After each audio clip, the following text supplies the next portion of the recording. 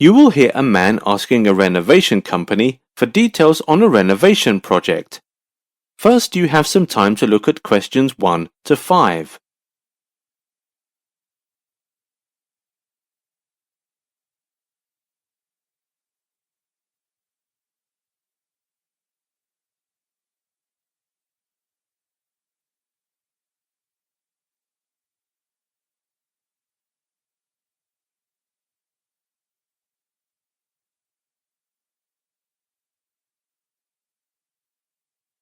Listen carefully and answer questions 1 to 5.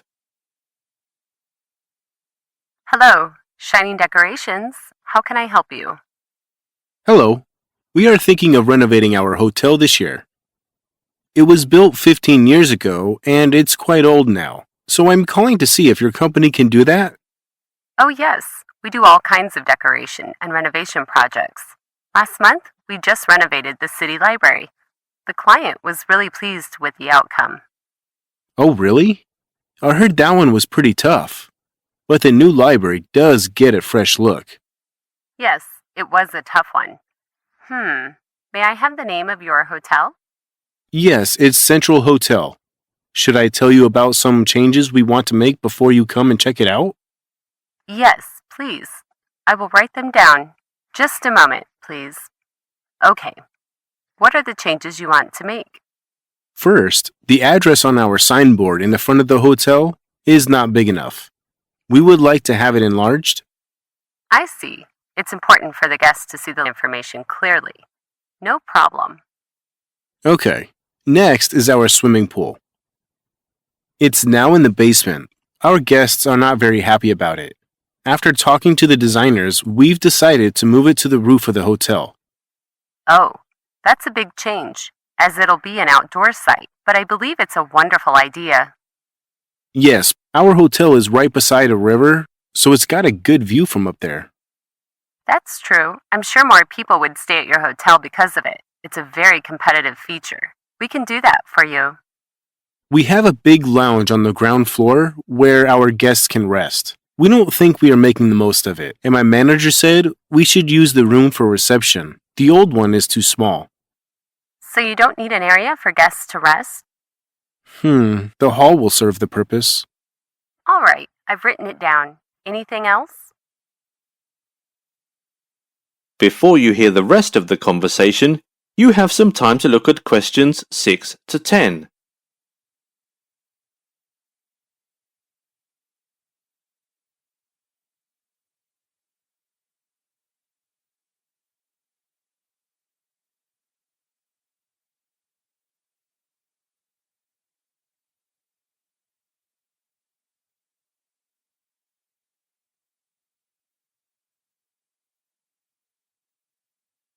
Now listen and answer questions 6 to 10. Let me see. I think the words on the notice board should be translated, but I'll need to confirm with my supervisor if we need to translate into Chinese or not. We have quite a lot of Chinese guests now, but Spanish translation is definitely needed. German is not necessary, neither is Japanese. We don't have many guests from those countries. Okay, I'll just need to go and see how to plan the layout later. Yes, please. We don't know if we should upgrade the design of the price board or not. It looks a bit old-fashioned. What color is it? It's red. I was wondering if white looks better. It's hard to tell unless we see it in person. Okay. When can the construction team come and start their work? Well, we are currently working on another project, but we think we can finish the work there sometime in June, so we can come before July. And it depends on how much time you have for the renovation project. If it's quite urgent, we'll need to discuss the starting time. We hope to start early, but it's not too urgent. We will wait till the end of peak season. Yeah, you don't want to miss the peak time right now. So who should I contact for the initial check and evaluation? You can call my manager. His name is Clifton Barron. Excuse me, how do you spell his first name? Cliffton. And his phone number? It's 093-03 6602. You can call during work hours. Got it. As for the contract details and the cost of the project, should I contact him or... Yes, you could talk to him for all these details. Okay, thanks. That is the end of section 1. You now have half a minute to check your answers.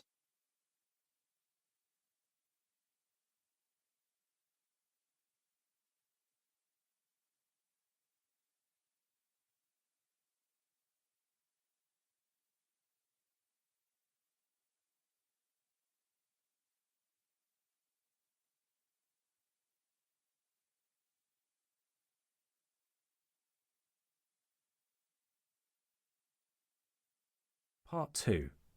You will hear a man talking to a group of people about the Melbourne Zoo. First, you have some time to look at questions 11 to 15.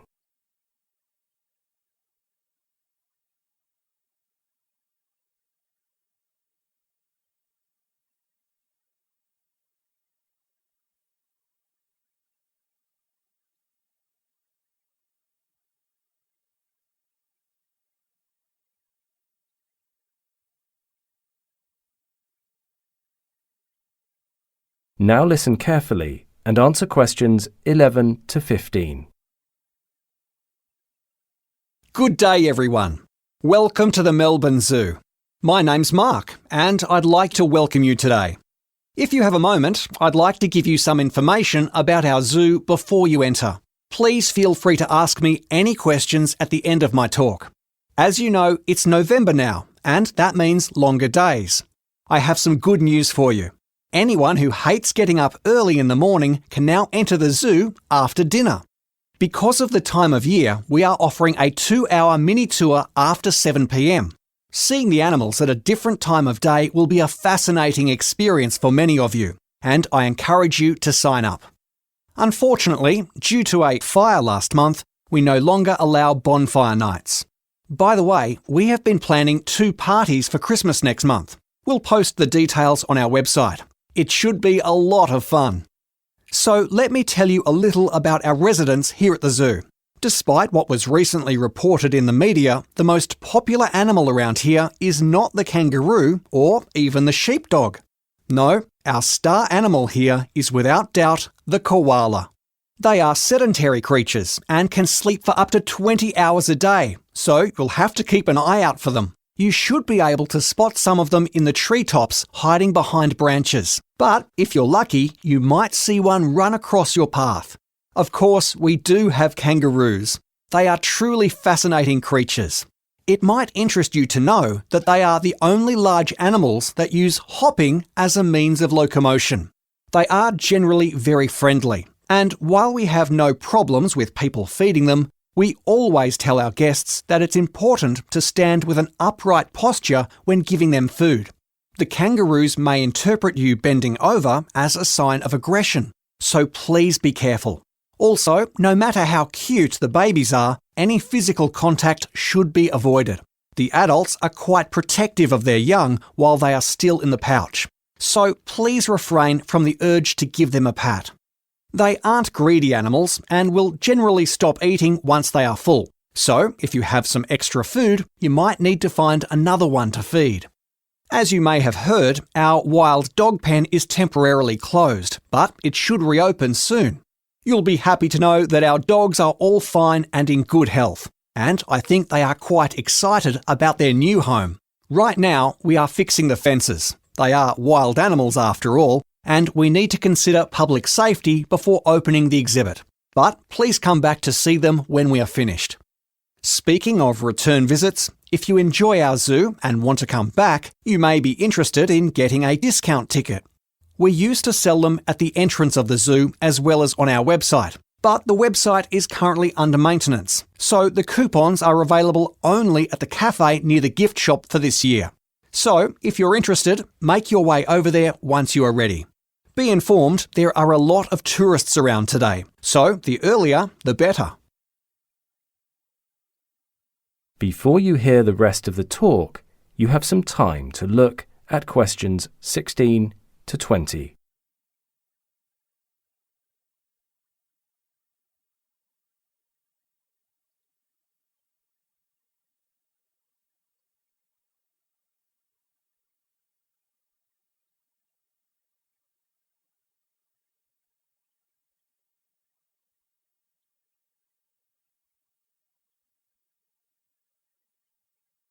Now listen carefully and answer questions 16 to 20. Now, if I can bring your attention to the map of our zoo, I'll provide a brief description of the grounds so that no one gets lost.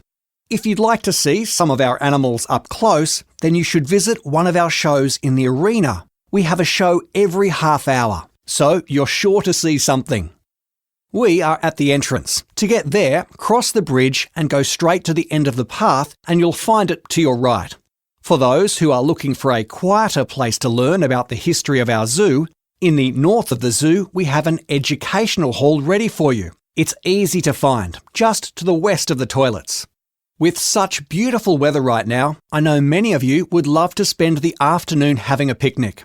There is a great spot for you in the zoo. It's the area surrounding the Botanic Garden and it's also facing the river. The view is fantastic there.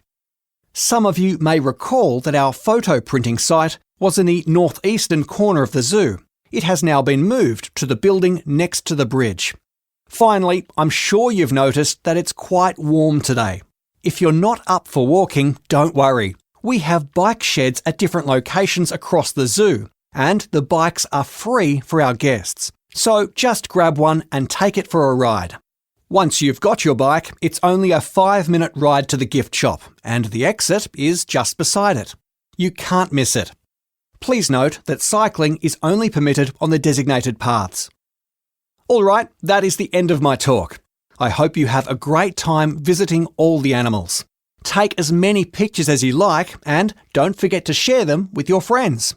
Now, does anyone have any questions? That is the end of Part 2. Part 3. You now have 30 You will hear seconds. 2 students named Amy and Mike discussing Maori carvings. First, you have some time to look at questions 21 to 25.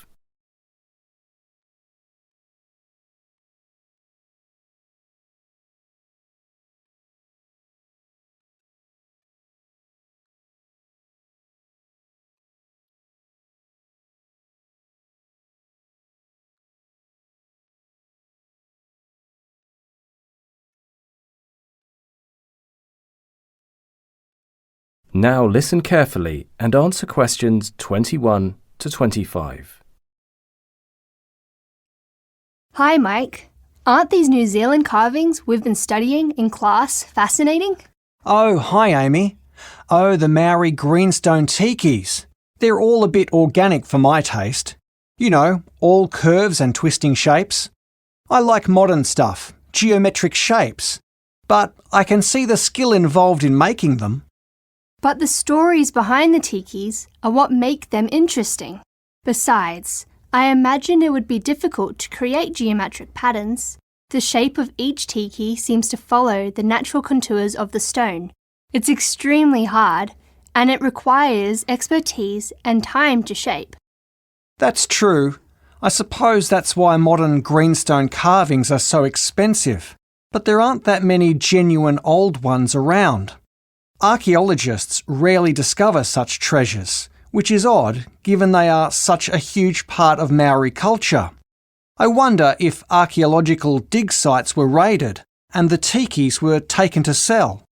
I believe it's because the owners valued them, and so preserved them.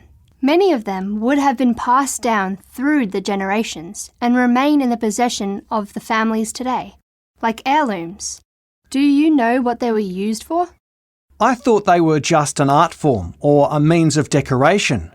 But Professor Mathieu says that the Maori believed tikis were sacred and could be used as a pathway to their ancestors. They believed the dead could speak to them through these talismans. So they don't represent tribes or anything? Interesting. How many different kinds are there? There must be hundreds of variations. There are other greenstone carvings beside tikis, although I can't remember all their names. Traditional tikis themselves can be divided into 2 distinct groups though. Can they? By the materials? I've seen some with metal features. Or is it to do with size, or where they were made?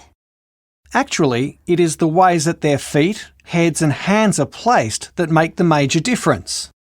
Is it easy to discern the difference between the ancient stones and more modern reproductions? Are the styles very different? Modern reproductions usually use a different type of stone, although they may be of the same design. They may also be of a smaller size. But it's actually quite easy to tell if you are buying a genuine carving or a mass-produced souvenir. How? Nowadays, they are produced by machine, using lasers even, so they have no blemishes. In genuine carvings, they aren't always perfect, because the Maori used simple hand tools.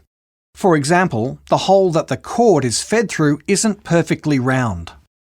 That makes sense. Before you hear the rest of the discussion, you have some time to look at questions 26 to 30.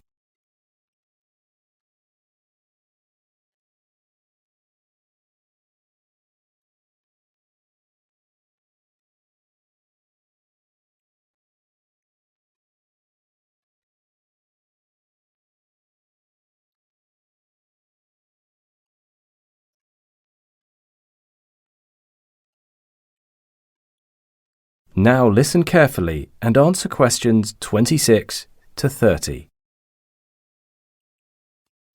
Actually, it's amazing that they produce such detailed tikis with such simple tools and materials. Talk me through the process. I know the basic shape is carved from New Zealand greenstone. Yes, but first they had to get a blank of the right size. You mean a piece of stone of the right size and basic shape? That's right. They used a hard stone tool, something rough, to wear a groove into a piece of greenstone. After they'd scored it with that, they could just snap it in two. I guess they could have used some kind of hammer though. They repeated the process until they had a piece of stone suitable for what they wanted to carve, usually flat pieces for tikis. Right, because they're fairly small and quite thin. Then they started carving? Not right away. Before they could start carving, they needed an absolutely smooth, flat surface. Nowadays, when we want to do something like that, we'd clamp the stone in a vise and use a sander. But they used a heavy block of sandstone and rubbed the piece of greenstone on it, over and over, to prepare it for carving. It must have been very time-consuming. So how did they cut out the little details, like hands and feet? They had carving tools. They used small chips of stone glued and tied onto a wooden handle. Then they also used a piece of sharpened bone made into a point. Is that what they used to make the holes? Actually, they had a special tool to make holes. It was a stick tied between two heavy pebbles with a point at the end. They would wrap string around it, pull it back and forth to wear a hole into the tiki. They used the same technique to make round shapes too, but didn't make the hole go all the way through. And I've seen some tikis with coloured eyes or decorations. Are they painted? Mostly they are inlaid with different coloured stone or mother of pearl from shells, or sometimes dyed pieces of bone. They were fixed in place using tarata gum, a sticky plant resin. They used plants to make the natural strings too. That's right. The Maori were very resourceful, weren't they? They certainly were. You will hear part of a lecture for students about suburbs. First, you have some time to look at questions 31 to 40.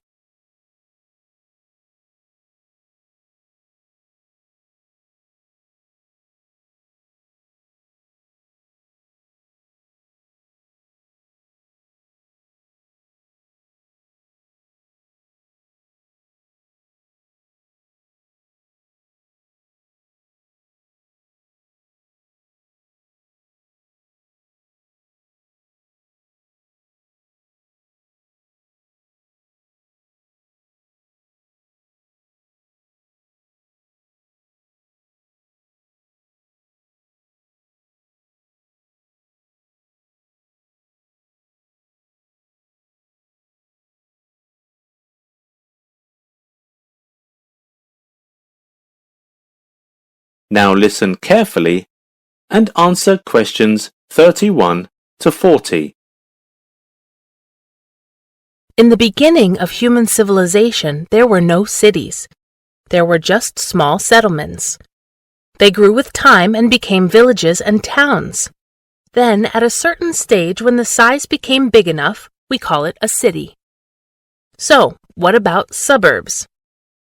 Generally speaking, a suburb is a mixed-use or residential area existing as either part of a city or as a separate residential community within commuting distance of a city. Some small towns near a big city were absorbed by the city and became its suburbs. Many labor workers, such as carpenters, construction, and factory workers, live in the suburbs of the city. They usually have a lower income than the middle class and can't afford the expensive houses or apartments in downtown area. They live in the suburbs where the infrastructure is poor and the rent is low. Interestingly, you may also see wealthy residents, most of whom are highly paid engineers, lawyers, and doctors, enjoy their life in the suburbs. They live in the expensive neighborhoods, which are located in the nicer areas. They usually have a very big house and a garden and a garage. Traditionally, many people think that living in the suburbs is less convenient than living downtown, where there were supermarkets, shopping malls, and other facilities. These facilities are not concentrated or even available in the suburbs. Sometimes, people there have to travel for half an hour to get to the nearest market or grocery store. Actually, there are many good things about living in the suburbs. For instance, people pay relatively low taxes than people in the city, so they can have a more disposable income. And food is cheaper than those in the cities. Many people have noticed that vegetables and some kinds of fruits are usually produced in the suburbs or transported to the suburbs first before they reach the city. Because of lower taxes and other beneficial policies, it's much easier to start one's own business in the suburbs. For instance, open a cafe or set up a shop. That's why we can see a lot of startups in the suburban region. It could also save a lot of money and effort. Because of the ever-increasing population, now you can see many large-scale housing areas constructed in almost all city suburbs, as there is no room for new apartment buildings or houses in the cities. Outside of many big cities such as London, there are big residential areas. Also, the roads are designed and built much later, so they are usually much wider than the roads downtown. This will provide greater mobility for suburban residents. They can travel faster from one place to another since there are fewer traffic jams, despite the growing number of automobiles on the roads. This is one of the reasons why more people are moving out of the city these years. Yet, the suburbs are also facing some troubles in its development. Many suburbs are usually occupied by houses and residential areas. As a result, there were not enough room for trade activities. Even some supermarkets and small restaurants are suffering from this. People usually have to drive a car to the nearest grocery store. This warns the urban planning department to improve their work and have the vision to think ahead of time.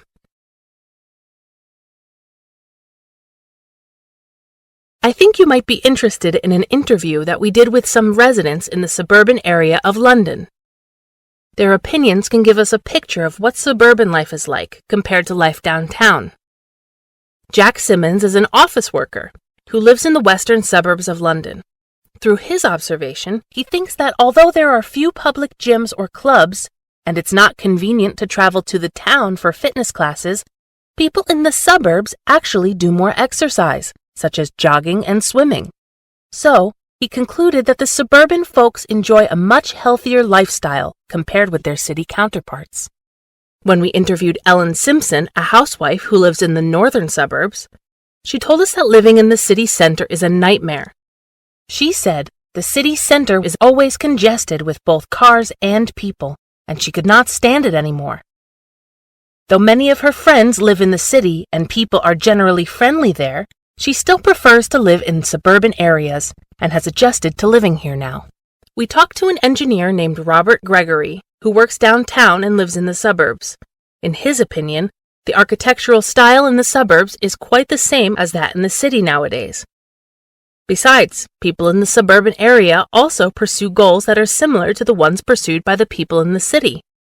Also, people in the suburbs don't seem to be more satisfied with their life. Sarah Godfrey is an English teacher at a school in the city. According to her, people in cities are not necessarily less friendly than their counterparts in the suburbs, but the latter always smile. They go to the parks and have gatherings more often. These activities are important in improving life quality and the level of happiness. That is the end of section 4. You now have half a minute to check your answers.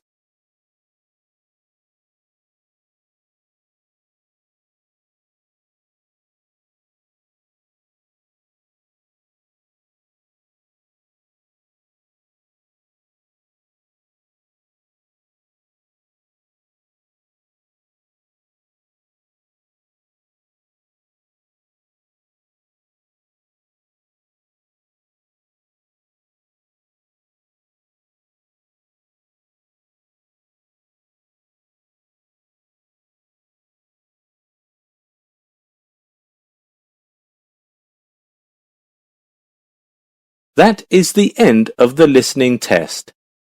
In the IELTS test, you would now have 10 minutes to transfer your answers to your answer sheet.